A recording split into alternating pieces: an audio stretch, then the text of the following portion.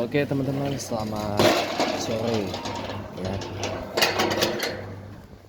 Bertemu lagi kita di Chatterbox Walk the Talk ya. Hari ini Senin 22 Juli 2024. Maaf malam ini nggak live Chatterboxnya karena ada sesuatu yang pokoknya ada sesuatu lah ya yang tidak bisa saya sebutkan, tapi mudah-mudahan ya berkat semangat dari teman-teman ya saya akan tetap terus semangat, terus laju ke depan dan juga tetap optimis dalam menatap masa depan, plus juga apa itu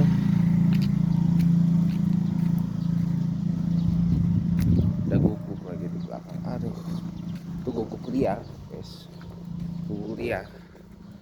Ya, hari ini hari Senin 22 Juli 2024 saya mau jalan ke Rawapapan atas lebih tepatnya ya, dekatnya daerah Depsos, tahu Depsos ya, Rawapapan atas sana lah pokoknya gitu.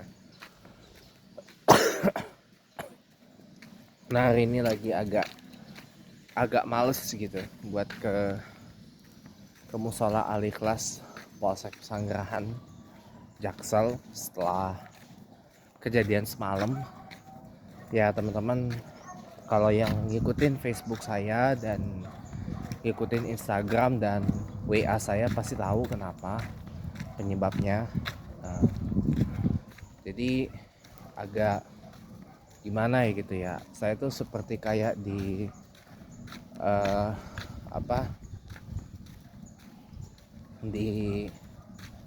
dihantam gitu loh, seperti kayak dijatohin dari lantai 2 rumah gitu loh ke lantai dasar. Sakit banget itu ya kan, itu kedengaran jelas di saya sebabnya gitu. Nah makanya saya coba mau ngilang dulu deh gitu dalam beberapa waktu ke depan dari musola Al-Ikhlas Polsek Pesanggerahan itu ya. Mungkin ngilang berapa hari, berapa minggu, berapa bulan, barangkali. Kayak saya waktu habis lebaran kemarin kan saya nggak langsung ke sana. Saya muter-muter keliling sampai berapa bulan, ada sebulan kali. Ada sebulan kali. Itulah makanya jadi ya karena ya itulah dimana saya lagi males saja ke sana. Oke lah, kalau teman-teman mungkin belum tahu, jadi gini, semalam itu kan habis Isya, semalam itu kan pas waktu Isya ya, kan presidennya tuh gini, presidennya tiap maghrib dan Isya itu kan ada imam yang netep gitu loh, ada imam rawatibnya itu, ada atau residen imamnya gitu, Al-Ustaz Haji Zainuddin. Beliau orang Masjid As-Sa'adah Rawapapan. Nah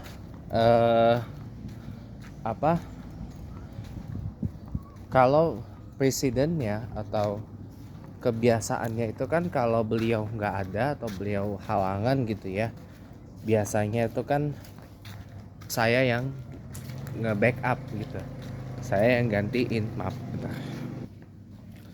Ya kita lanjut ya teman-teman ya. Jadi ceritanya tuh gitu, nah presidennya tuh gitu. Nah semalam ya kan Masjid As-Sa'adah itu kan udah komat, moments later Masjid Al-Karim komat, kita belum waktu itu karena Pak Haji Zainuddin ya berhalangan hadir. Nah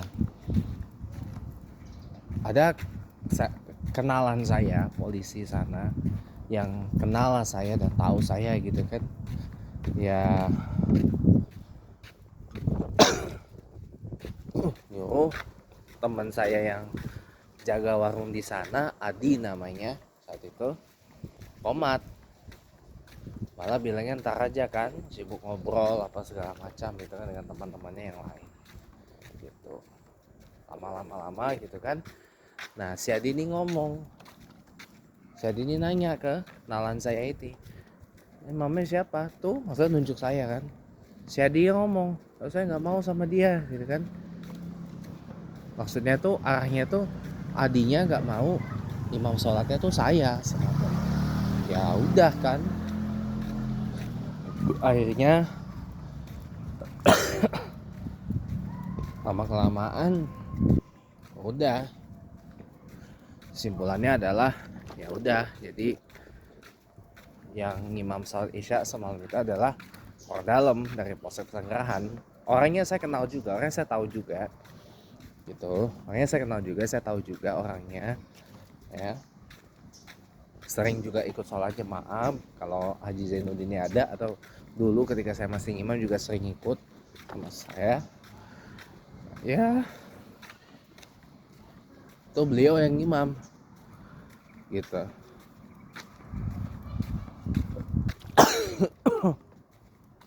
Itu beliau yang imam, bener lah, saya bicara apa adanya. Itu beliau yang imam. Nah setelah itu saya pulang, saya jadi kayak dengar omongan yang kayak gitu tuh, saya jadi ada rasa sakit hati sih. Ya terpukul lah, shock gitu, kaget gitu. Saya tuh jadi seperti kayak ditusuk dari depan dan dari belakang gitu loh. Sakit banget. Si Adinya ngomong, saya nggak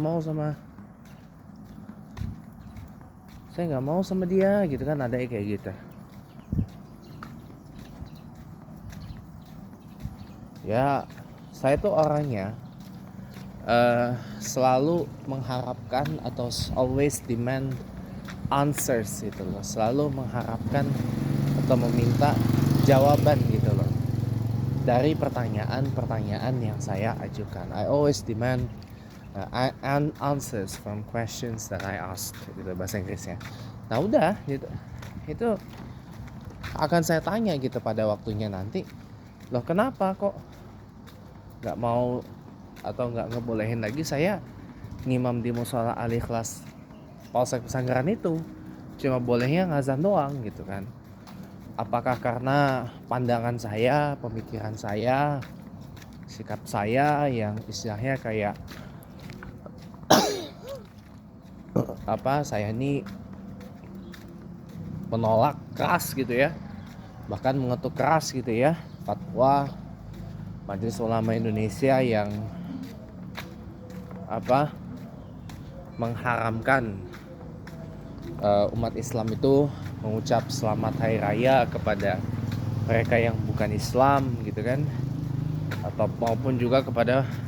maupun mengucapkan salam antar agama gitu kan. Dalihnya katanya toleransi antar umat beragama tuh nggak gitu caranya lah. Saya bilang ini kan merusak sendi-sendi kemanusiaan toh, ini kan udah jelas-jelas tidak sesuai dengan humanism atau humanisme atau kemanusiaan yang saya anut gitu. Saya bilang wah ini udah kacau gitu kan. Apa mungkin karena itu gitu loh. Karena memang mohon maaf banyak banget, ada beberapa orang-orang di Polsek Pesanggerahan itu yang memang ya kaku dan keras gitu loh pandangan dalam keislamannya. Ya mungkin teman-teman seringkali mengatakan ya golongan kadrun gitu kan, kadal gurun gitu kan. Nah, itu masih ada di situ, ada.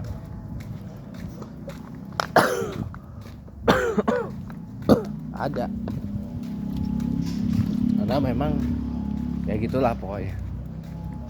Jadi nggak semua polisi itu benar-benar pro kepada pluralism, humanism dan Bhinneka Tunggal Ika gitu loh. Ini menurut saya pribadi ya.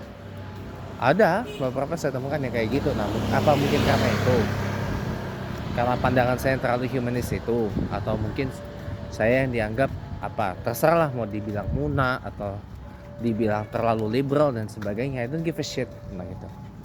Tapi pertanyaannya apa karena itu? Atau karena apa gitu loh? Karena misalkan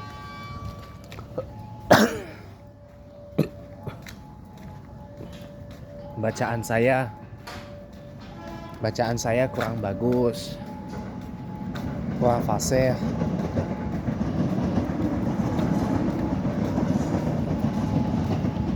atau mungkin karena apa, terutama kalau saat isya kadang-kadang saya bacaan surah dan ayatnya agak dipanjangin dikit gitu.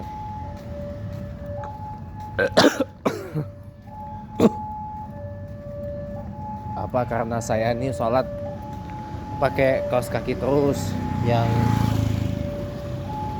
baru ganti itu beberapa hari kemudian gitu contohnya, atau apa gitu, atau ya itu karena bacaan kalau waktu isya surah maupun ayatnya saya panjangin dikit dirasa kepanjangan gitu, atau apa gitu loh, atau beda aliran, atau saya pinjam istilah sebelah itu beda denom atau beda amaliyah, dimana saya lebih cenderung amaliyahnya amaliyah NU gitu, amaliyah Nahdlatul Ulama, dimana tiap habis salat fardu 5 waktu itu kita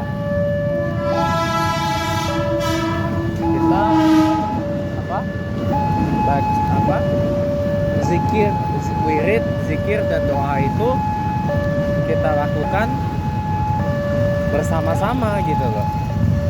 Kita lakukan bersama-sama.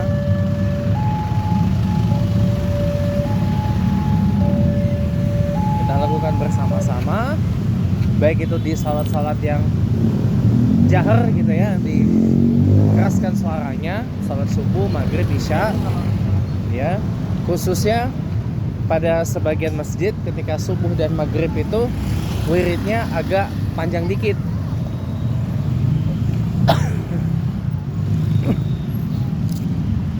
Maupun di sholat-sholat yang sihir atau suaranya dikecilkan gitu loh, seperti sholat zuhur dan asar.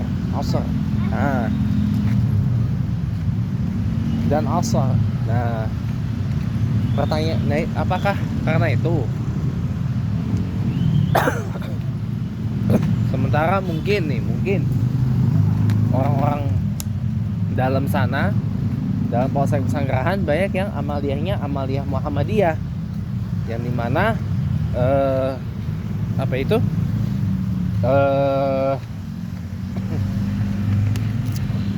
wirid, zikir, dan doa setiap habis sholat 5 waktu itu disihirkan atau dikecilkan suaranya, alias dilakukan masing-masing sendiri-sendiri.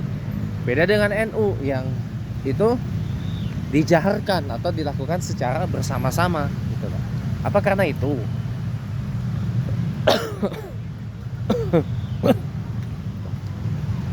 Nah, pertanyaannya apa karena itu? Gitu loh. Apa karena itu? Gitu loh. Atau karena apa? Gitu loh. Tinggal sebutin aja.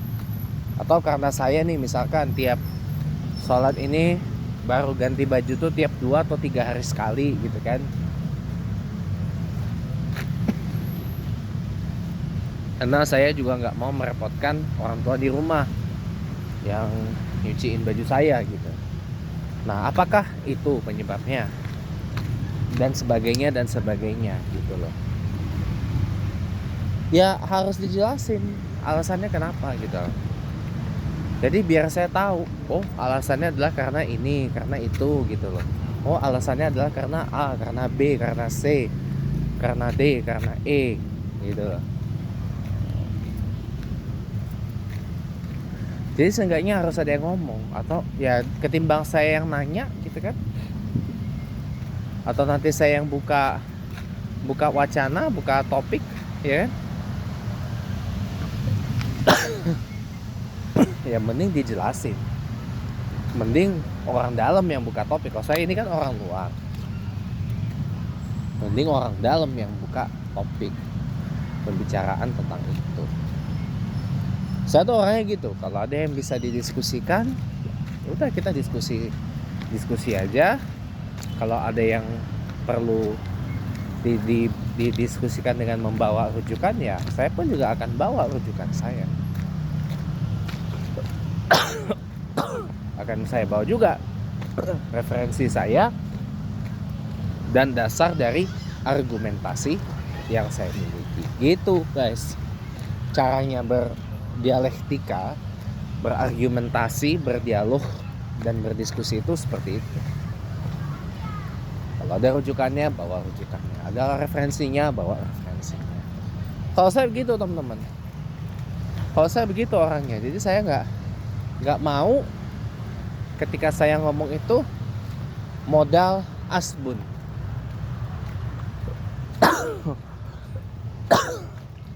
Atau modal asal ngoceh. Itu saya nggak mau teman-teman. Saya sangat-sangat tidak mau kalau seperti itu. Itu justru merusak estetika dari sebuah diskusi.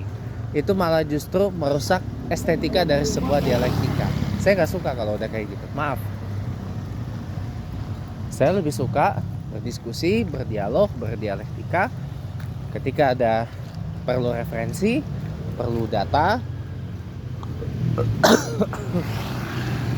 perlu rujukannya, ya lebih baik dibawa. Kalau memang ada perbedaan yang sekiranya kita bisa cari jalan keluarnya gimana gitu loh, atau kita bisa cari solusinya gimana gitu loh. Daripada saya ini orangnya tuh mudian teman-teman, mudian tuh baperan. Daripada saya ngambil hati ya kan, malah jadi gak enak saya kesana, malah jadi kesel ya kan sama orang-orang sana. Saya tuh datang niatnya memang ngebantu. Datang niatnya itu ngebantu, membantu menghidupkan mushola Al-Ikhlas Polsek Pesanggerahan. Karena kadang-kadang waktu pertama saya sholat di situ, azan aja nggak ada. Orang kadang males azan. Ya, orang males azan, giliran ngimam, semangat 45 gitu loh. Padahal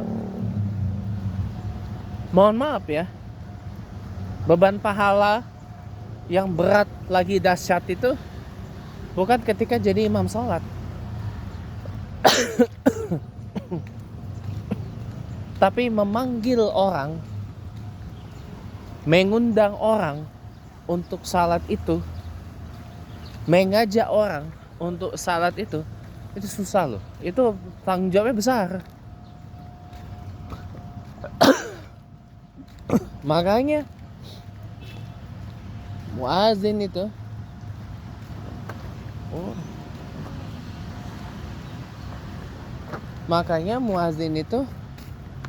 beban tanggung jawabnya lebih besar daripada imam sholat. Imam sholat itu kan cuman memimpin pelaksanaan sholat ya kan. Tetapi yang mengundangnya itu loh, yang mengundang orang, mengajak orang untuk salat, itu muazin. Ketika suara azan dikumandangkan, nah ini yang berat teman-teman. Makanya ketika muazin itu, ketika azan itu nggak bisa kita hanya ya monggo. Ya jadi kita nggak bisa main asal mengatakan ya elah pak, azan mah tinggal azan aja pak, nggak usah ribet-ribet masih ini. Kata siapa? Azan cuman sekedar azan doang.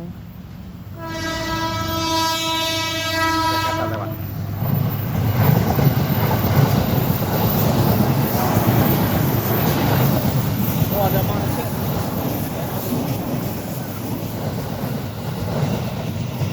205 campuran itu. 205 campuran muka biasa dengan 205 yang marchen. Ya. Lanjut ya kita ya. Kita selesai dulu nih. Jadi gitu teman-teman. Tanggung jawab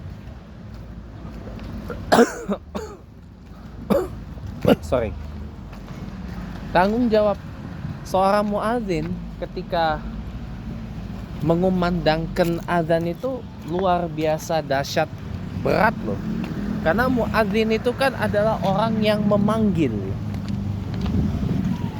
Orang yang memanggil saudara-saudari muslim untuk apa? Untuk sholat, menunaikan kewajiban kita sebagai orang Islam, sebagai orang yang mengikut agama Allah Subhanahu wa ta'ala. Simple, ya kan? Iya. Nah, oleh karena itu apa? Jangan hanya imam sholat semangat gitu kan, biar dipandang, oh ya orang ini bisa imam sholat, oh ya ini orang ternyata bisa juga ya jadi imam sholat ya. Pret, gue bilang pret. Giliran imam sholat, semangatnya 45, semangatnya begitu membara, berapi-api gitu kan, ketika imam sholat, bahkan menggebu-gebu ya kan. Iya, ya nggak semua sih, ada juga yang apa shy cat gitu. Ada juga, karena takut bacaannya salah lah, inilah itulah apa segala macam. Memang ada, siapa bilang ya nggak ada. Itu. Nah, tapi kan ya kalau imam salat itu bedanya, tanggung jawabnya itu hanya pada saat sholat berjamaah itu dilaksanakan, dari mulai takbiratul ula sampai dengan salamul akhir, assalamualaikum warahmatullahi wabarakatuh, assalamualaikum warahmatullahi wabarakatuh. Udah itu aja, selebihnya kan udah selesai tanggung jawabnya. Nah, tapi kalau muadzin, tanggung jawabnya lebih besar lagi. Dari mulai sebelum sholat kayak sekarang ini, sampai dengan nanti tanggung jawabnya setelah sholat itu selesai gitu. Bahkan tanggung jawabnya akan double lagi ketika di masjid-masjid besar, di mana ada tugas muadzin itu mengeraskan bacaan imam, atau mujahir ya. Mujahir yang artinya pengeras dari bacaan imam. Itu biasanya ada di masjid-masjid besar seperti Masjidil Haram, Masjid Nabawi, Masjid Istiqlal gitu kan. Ketika imam mengucapkan Allahu Akbar, dikeraskan lagi Allahu Akbar. Nah gitu. Jadi gitu ya. Itu tanggung jawabnya lebih besar lagi. Kenapa? Ngerasin suara imam. Takutnya nanti jemaah-jemaah yang tidak berada dalam jangkauan suara imam itu, ya terdengar imamnya nih bacaan gerakannya nih apa gitu. Itu penting. Ya semoga dapat dipahami ya. Tanggung jawabnya besar. Nah makanya kalau imam sholat juga tanggung jawabnya besar gitu. Makanya saya bilang sekali lagi, syarat-syarat utama seorang muslim untuk jadi imam sholat itu adalah bukan dilihat dari usia. Mau anak-anak seperti mereka boleh, mau bapak-bapak, kakek-kakek, aki-aki boleh. Yang penting apa? Syarat utamanya, 1. laki-laki, 2. beragama Islam, 3. berakal, 4. sehat lahir batin, 5. fasih dan bagus bacaan Qur'annya. Dalam artian saya tekankan pada poin tajwidnya jelas, 1. Yang kedua, makhraj huruf jelas. Makhraj huruf itu tempat keluarnya huruf. Pelafalan berdasarkan makhraj hurufnya jelas. Ya, tidak ada yang beleberan, nor belepotan. 3. Sifatul huruf, tebal tipisnya jelas gitu kan. Dan yang paling penting apa? Tajwidnya jelas. Itu penting saudara. Tajwid, kapan, samar, dengung, jelas, panjang, pendek, dan sebagainya. Panjang, pendek, panjangnya berapa harakat, dan sebagainya. Kita harus dikuasai semua. Kalau enggak, rungkat nanti. Karena beda pelafalan, beda arti. Gitu. Ya. Dan yang terakhir, syarat utamanya adalah orang itu berilmu. Apa arti berilmu, saudara? Berilmu adalah orang yang menguasai ilmu-ilmu keislaman, ilmu fikih, ilmu Quran terutama. Menguasai, mengerti, memahami ilmu keislaman, ilmu fikih, ilmu syara, ilmu Quran dan sebagainya. Itu penting. Lastly adalah orang yang banyak hafal surah maupun ayat Al-Quranul Karim. Paling tidak syukur-syukur nih, bukan paling tidak nih, syukur-syukur. Ya, syukur-syukur orang itu bisa menghafal satu isi Quran. 30 juz, 114 surah, 6 ribuan lebih ayat. Ini masih ada perdebatan tentang itu. Tapi kita ikut apa yang dizahirkan oleh Syekh Nawawi Al-Bantani dalam salah satu kitabnya, 6.666 ayat. Walaupun itu adalah kandungannya, 6.666 ayat Al-Quran itu. Walaupun itu bukan angka persisnya. Oke, udah wudu.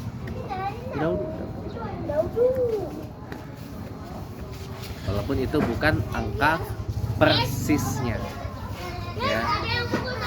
Angka persisnya masih dalam perdebatan. Ada yang mengatakan 6.236, ada yang mengatakan 6.400 sekian, ada yang mengatakan 6.017, etc. gitu. Ya. Tapi kita sepakati aja apa yang disampaikan Syekh Nawawi Al-Bantani, yaitu 6.666 ayat Al-Quran. Walaupun itu kandungannya, bukan angka persisnya. Oke, paham ya teman-teman ya? Jadi ya syukur-syukur bisa hafal dan menguasai seisi Quran. Itu malah lebih oke. Gitu. Itu harus dimurojaah. Itu syarat utamanya untuk imam sholat. Kalau syarat-syarat lain seperti yang tadi, yaitu yang diutamakan yang lebih tua, diutamakan warga setempat, tuan rumah, pembesar setempat, etc. itu bukan syarat utama. Itu saya pikir itu bisa dikesampingkan, itu tidak terlalu penting juga gitu ya. Nah, ya mungkin itu aja sedikit tentang Chatterbox Walk the Talk yang bisa saya share. Ini saya udah ada di musola mana ini ya? Ya pokoknya musola di Rawapapan lah intinya gitu ya. Di seberangnya Dimsum Gebins ya. Gebins ya. Dimsum Gebins ya. Saya mau tunai salat maghrib dan isya di sini. Ya saya akhiri, nasr minallah, saya akhiri pokoknya ya mari sama-sama kita makmurkan masjid dan musola dimanapun kita berada. Kalaupun diberikan amanah atau disilahkan untuk ngazan, ambil